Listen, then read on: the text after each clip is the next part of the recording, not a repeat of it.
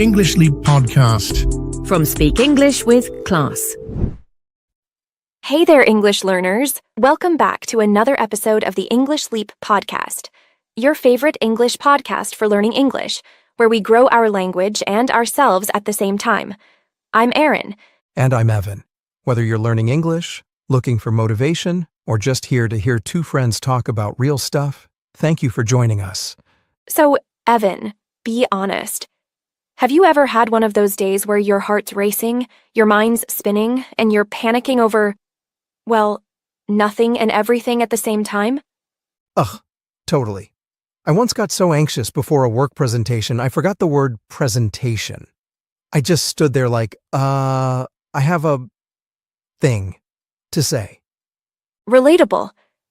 Anxiety sneaks in, whether you're prepping for a test, speaking English with someone new, or just trying to get through the day.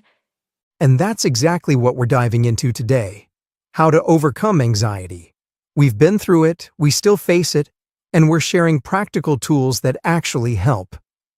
Before we jump in, don't forget to download the free PDF guide linked in the description. It's got key takeaways, comprehension, and grammar exercises from today's episode. And of course, Charlotte will be joining us at the end for her vocabulary breakdown. But first, it's time to kick off something brand new. We're calling it Level Up Your English. This is where we help you speak smarter, sound more natural, and boost your confidence with one powerful word, phrase, or expression each episode. Exactly. Think of this as your fast-track upgrade. Less textbook, more real-world, modern English that actually sticks. Since today we're talking about anxiety, the word we've picked is overwhelmed. It's an adjective. And trust me, it's way more expressive than just saying I'm stressed. Yes. When you say I'm overwhelmed, it means you feel emotionally or mentally swamped, like there's just too much happening at once, and your brain has hit its capacity. Picture this. Your emails are piling up, your deadlines are closing in, your phone won't stop buzzing, and someone asks, "Hey, can you help me with one more thing?" Yeah, you're overwhelmed. Here's how you can use it. When I saw my to-do list this morning, I felt completely overwhelmed. Another one could be, she was overwhelmed with emotion during the graduation ceremony. Like when you're so happy or proud, it just spills over. Or even this. He felt overwhelmed on his first day at the new job. So many names, tasks, and expectations all at once. Been there. Same. So, next time you're feeling that pressure bubble up, try using overwhelmed. It's a smart word that instantly makes your English sound more fluent and real. And hey, don't forget, we'll break down more helpful words and phrases just like this in every episode. Now back to the main topic, because anxiety and overwhelmed? Yeah, they're practically cousins. All right, now that we've leveled up our English, let's level up our mindset. Time to talk about how to actually overcome anxiety, starting with the real stuff, no fluff. All right, let's jump in. The first step to overcoming anxiety. Acknowledge it. Don't suppress it. It sounds simple, but so many of us try to ignore anxiety or push it down, thinking we just need to get over it. Totally. I used to pretend everything was fine even when I was spiraling inside. But the truth is, naming what you're feeling takes the pressure off. It's like giving the emotion permission to exist, and then letting it pass. Exactly. When you say, I feel anxious right now, you're no longer fighting it. You're observing it. And that's powerful. And for our English learners, it's the same with language anxiety. Maybe you're scared to speak because you feel nervous about being judged. Acknowledge it. Say, yes, I feel nervous speaking English. That honesty frees you to move forward instead of staying stuck. You can even write it down. I feel anxious when I speak English because it helps you process it instead of bottling it up. Right. And once you've acknowledged it, the next step is about calming that storm inside.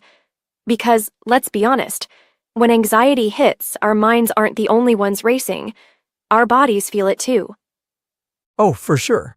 That's why point number 2 is all about tuning into your body and taking a moment to reset. Oh, yeah. I do this all the time. When I'm overwhelmed, I take 5 slow breaths, in through the nose, out through the mouth, and I literally feel my heart slow down. And grounding techniques are great too. One of my favorites is the 5-4-3-2-1 method. Just try this. Look around and name 5 things you can see. 4 you can touch, 3 you can hear, 2 you can smell, and 1 thing you can taste. It's a simple way to ground yourself and bring your mind back to the present. And here's where it helps our English learners too. If you're nervous before speaking, take a deep breath. Pause. Ground yourself. Give your brain space to organize your thoughts before jumping in. I used to do that all the time in group settings. I'd get that nervous energy before speaking English, but I learned to breathe. Focus on one sentence I was confident with, and just go for it. It works. And when you've grounded yourself, you're in a better place to deal with the next big anxiety trigger, the racing thoughts. You know, those endless what-if questions? What if I mess up? What if they laugh? They sneak in fast and make everything feel worse. But most of the time, those fears aren't based in reality. Absolutely. We create stories in our heads that haven't even happened yet. I used to do this before job interviews. What if I say something stupid? But in reality, I was prepared. I just needed to trust myself. And for English learners, this is a big one. What if I forget a word? What if they don't understand me? But instead of letting fear drive, try asking yourself, what is true right now? That's such a good mindset shift. What is true is, you've practiced, you're improving, you're showing up. And that counts for a lot more than a hypothetical mistake. Here's a tip. Next time those what-ifs hit, interrupt them by saying something you know for sure.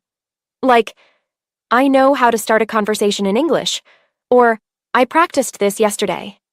Speaking your strengths out loud grounds you in the present. And that's where real confidence comes from. Not avoiding fear, but focusing on what's real and true right now.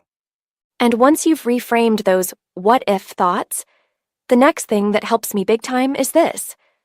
Break it down. Because anxiety loves to make everything feel huge and impossible. Oh, for sure. I've had days where just opening my inbox felt like staring into a black hole. But when I actually broke things down, just reply to 2 emails first, then take a break, it became manageable. Exactly. When a task feels overwhelming, your brain shuts down. But if you slice it into small, doable steps, you start to gain momentum. It's like building a puzzle, one piece at a time. You don't try to jam the whole thing together at once. And for our English learners, instead of saying, I have to be fluent, try this. Today I'll learn 5 new words. Or, I'll practice speaking for 10 minutes. 1 step. 1 piece. Right, because progress isn't about giant leaps. It's those little wins that really move you forward. So when everything feels overwhelming, just zoom in. What's one small thing you can do right now? Start there. And speaking of momentum, one of the easiest ways to calm anxiety is to move your body. Just getting up and doing something physical can make a big difference. I swear, a 10-minute walk has saved me from many mini meltdowns. Movement helps your body release tension, and when your body feels better, your brain follows. Same. I used to think I needed a full workout, but even stretching or dancing around in my kitchen helps. It's about shifting energy. There's actually science behind it. Movement reduces cortisol, the stress hormone. So when anxiety builds, your body's saying, hey, let's shake this off. And for English learners, if you feel stuck or nervous while studying, take a walk while listening to a podcast or review flashcards while pacing. Movement plus learning? Super combo. Totally. Sometimes clarity comes after cardio, so don't just sit with your stress, move with it. Now, this next one might surprise some people. We always hear about managing what we do, but let's talk about managing what we absorb. Point 6 is limit input, not just output. Yes. We're surrounded by information 24/7, news, social media, notifications, and we wonder why our minds feel cluttered. It's like trying to read 5 books at once while someone's shouting updates at you from the side. No wonder we're anxious. So true. When I started putting limits on scrolling and checking headlines, I noticed I felt lighter. Less noise equals more peace. And if you're an English learner, this is key. Instead of watching 5 random videos, focus on one podcast, one topic, one voice. Quality input greater than quantity. Protect your mental space like you protect your time. Set boundaries on what and who you let into your mind. Now, here's something that's helped me more times than I can count. Talk it out. Don't bottle it in. When anxiety builds up, keeping it all inside just adds pressure. Oh yeah, I used to think I had to handle everything myself. But the moment I started actually saying out loud, "I'm feeling anxious about this," to a friend or even just journaling, it was like releasing a pressure valve. Exactly. Sharing doesn't mean you're weak, it means you're human. Whether it's a friend, a mentor, or a therapist, just voicing what you're carrying can make it feel lighter. And for English learners, this is huge. If you're struggling with confidence or feeling stuck, talk to someone about it. Even practicing English with a partner or tutor can ease that anxiety. You're not alone in this. The truth is, anxiety feeds on silence. But the moment you speak up, even a little, it loses some of its power. And when you're done venting it out, one of the best ways to keep anxiety from creeping back in is this. Build a routine that supports you. Not one that drains you or adds pressure, but one that actually helps you feel calm and steady. Yes. When life feels chaotic, having a routine gives your brain something to rely on. Even small things like going to bed at the same time, having a morning walk, or setting aside 15 minutes for quiet can make a huge difference. It's kind of like giving your day a backbone. It holds you up when everything else feels shaky. And English learners, this applies to you too. Try building a small language routine. Maybe 10 minutes of vocabulary review in the morning, or listening to a short podcast while commuting. The key is consistency. You don't need a complicated schedule. Just create little anchors throughout your day that help you feel more in control and supported. Right.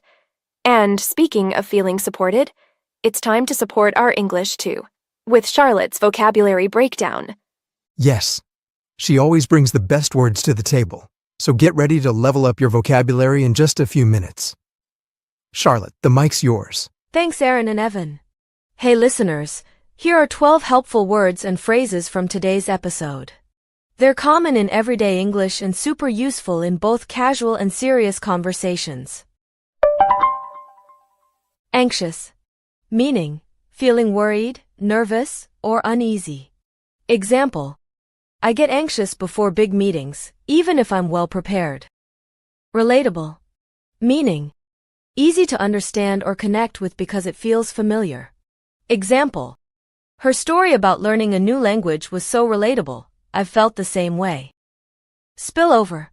Meaning, to overflow or go beyond limits, especially with emotions. Example, his excitement spilled over and he started talking really fast. Acknowledge. Meaning, to admit or recognize something. Example, she acknowledged that she was feeling stressed and took a break. Pretend. Meaning, to act like something is true when it's not. Example, he pretended to be confident, but inside he was very nervous. Cluttered. Meaning, messy or filled with too many things. Example, my mind felt cluttered after checking social media for too long. Mentor. Meaning, a trusted person who gives advice or guidance. Example, my mentor helped me prepare for my first job interview. Creep in. Meaning, to slowly start happening or affecting something. Example, doubt started to creep in when I saw how confident everyone else looked. Anchor. Meaning, something stable that gives support or calm. Example, My morning routine became an anchor during stressful times. Spiraling. Meaning. Losing control of thoughts or emotions. Example. I forgot one word during my speech and started spiraling. Ground yourself. Meaning. To calm yourself by focusing on the present. Example. She grounded herself by taking a few deep breaths. Vent. Meaning. To talk openly about feelings, especially frustration or stress. Example. I just needed to vent about my tough day to someone who understood. There you go, 12 words and phrases that'll help you express yourself better and feel more confident in your English. Practice using them this week, and don't forget, you'll find them all in the PDF guide too. See you next time. Thanks, Charlotte. That vocab breakdown was super useful. Yeah, really helpful stuff. And to everyone listening, thanks for hanging out with us today. We hope you're leaving with a few tools to handle anxiety a little better, and some new English skills too. Don't forget to grab the free PDF in the description. It's got everything we talked about and a bit more. We'll catch you in the next one. Until then, Take care and keep learning. Bye for now. Your progress doesn't end here. To continue advancing your English skills, click on the next video or explore the additional videos we've thoughtfully selected for you.